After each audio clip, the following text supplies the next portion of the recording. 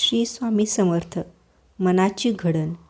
एका गृहस्थाला एकदा रस्त्यावरून जाताना काही हत्ती दोरखंडांनी बांधून ठेवलेले दिसले. काहीसे गोंधळून ते तिथेच थांबले. हे विशाल प्राणी फक्त दोरखंडांना बांधून ठेवले होते. साखळदंड नव्हते की पिंजराही नव्हता. त्यांनी मनावर घेतले असते तर ते दोरखंड तोडून पळाले असते.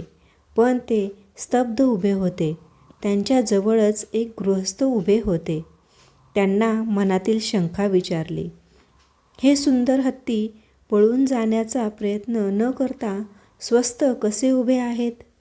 ते गृहस्थ म्हणाले, या हत्तींना लहानपणापासूनच आम्ही दोरखंडाने बांधून ठेवतो. त्या वयात ते दोरखंड तोडू शकत नाहीत. त्यामुळे पुढे वाढत्या वयात देखील आपण हे दोरखंड तोडू शकणार नाही, अशी त्यांच्या मनाची धारणा झालेली असते आणि त्यामुळेच ते कोणताही प्रतिकार न करता दोरखंड बांधलेल्या अवस्थेमध्ये स्वस्थ उभे राहतात.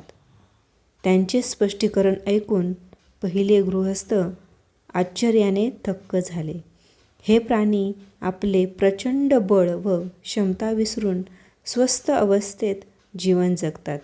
या हत्तीप्रमाणेच आपण मानव देखील आपली शक्ती व क्षमता न अजमावता काही बाबतीत माघार घेतो.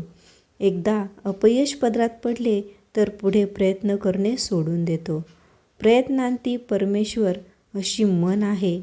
म्हणूनच प्रयत्न करणे कधीही सोडू नये.